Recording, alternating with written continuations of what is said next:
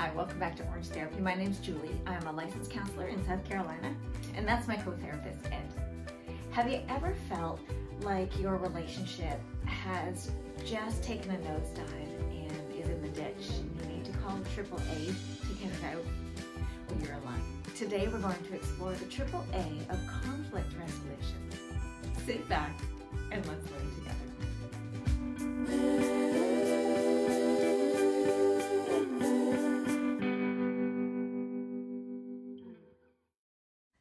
So today I want to explore the AAAs of conflict resolution. So what am I talking about when I say the AAA of conflict resolution? What does that even mean? So these concepts flesh out with what we know in counseling, but it's something that I coined years ago when I was speaking at a veterinary conference with Dr. Ward of Seaside Animal Hospital. It was a great time in my life, and I was afforded the opportunity to speak in front of other veterinary technicians and professionals. And the section that Dr. Ward gave me was just give a little bit on conflict resolution. I wanted people to have something to hang on to. So I came up with this AAA conflict resolution. And it does mesh with what I now know in counseling. So I'm going to give it to you today. The first A is that we need to have the right audience if we're going to resolve a conflict. If I have a problem with you and I go to Ed, then we're not going to resolve the conflict between us. Not only that, Ed can't give me any feedback. But we don't typically go to our dogs when we are wanting to discuss a relationship difficulty in our life. We tend to go to, if we're married, we might go to one of our parents.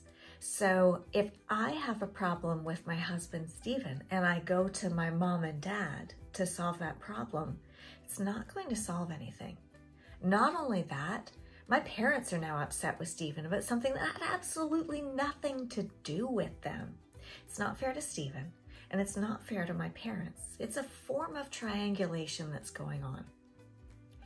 What happens later is that I resolve my conflict with my husband, but my parents are still upset with him. And again, that doesn't foster great relationship dynamics. And we see this over and over again. We see it in the workplace. We see it within families. We see it within extended families and in other relationships as well. So if I have a problem with something that has happened between myself and my husband, then I need to go to my husband to speak about it. If I have a problem with you, then I need to go to you to resolve the conflict. Nobody else is going to be able to resolve the conflict between us but us. Now, of course, there are times in our lives where we need to seek out the help of a professional. And there are times in our life where we need to kind of vent and process through a relationship difficulty. This is different than that. This is the act of consistently going to somebody else rather than the person that I need to go to resolve conflict.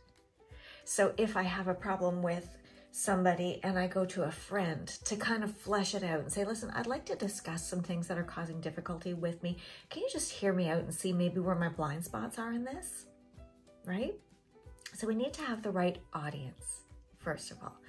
And then we go to the right audience to resolve the conflict. But when we're going to that right audience, we need to have the right attitude.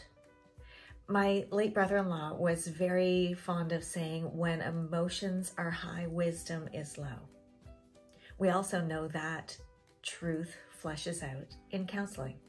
When our emotions are high, we are not in our prefrontal cortex, our thinking brain. We're way down deep in our limbic system. We're in our fight, flight, freeze brain. We want to win. We want to survive. And so we're going to fight. That's not the right attitude to go into a relationship with. That's not the right attitude to go into a discussion, right? If I want to go to somebody to resolve a conflict, I need to be calm to be able to have a conversation, right? If I go in, and let me just explain, this is my brain. If I go in, the information goes up, it's in my limbic system, poop, my thinking brain pops off. I don't have access to the Wi-Fi any longer. I have access to no information. I'm just gonna be fight.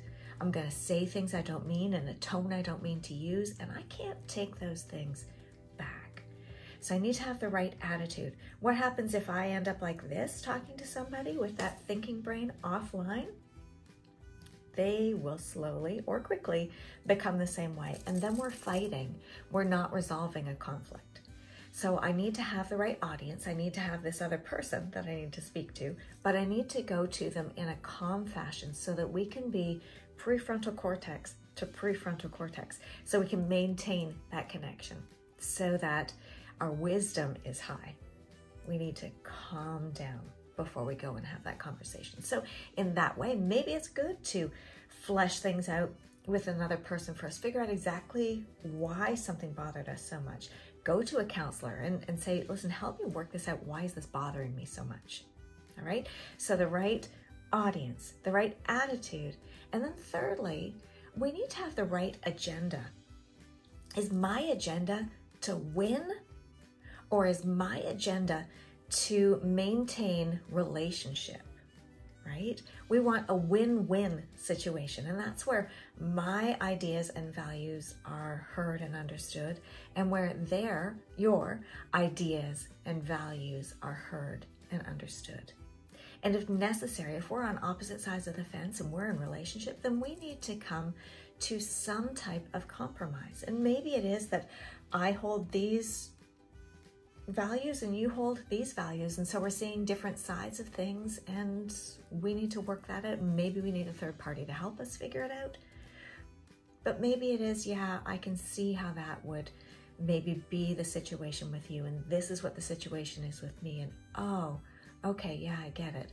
How can we do this moving forward, right? Maybe, with the right agenda, if I go back to an example I used in a previous week, so the right audience, when I'm upset with my husband for not getting me a drink, the right audience is to go to my husband.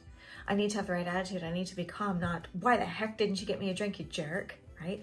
I need to be calm and say, hey, this bothers me. And then I need to have the right agenda to resolve the situation between each other. He might say, oh, honey, baby, I'm sorry. I was way deep in thought and I wasn't even thinking. I was on automatic pilot going to get that. I didn't even notice you would come into the room because there's a situation that's been brewing or whatever. And then I can be like, well, I would appreciate it if you can be more present in the situation and look around first. But if I notice you like that, I'm not going to assume that you're being a jerk to me. I'm going to ask. I hope that makes sense, and I hope that you've learned something today that you can take forward with you.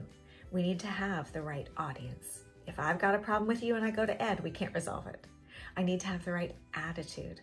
I need to be calm. I can't come at you with both guns blasting, or we're just going to be limbic system to limbic system. We are going to have low wisdom when those emotions are high. And I need to have the right agenda. My agenda needs to be to resolve the conflict between us. Thank you so much for joining me here today on Orange Therapy on YouTube. If you haven't already, like and subscribe, hit that notification bell so you don't miss any episodes, so you know what I'm talking about when I refer to another video. You can always go back and watch them. But I'd like you to be here with me week to week, and I'm so grateful to those of you who already have. Thank you so much again for joining me on Orange Therapy here on YouTube, where you are welcome, just as you are.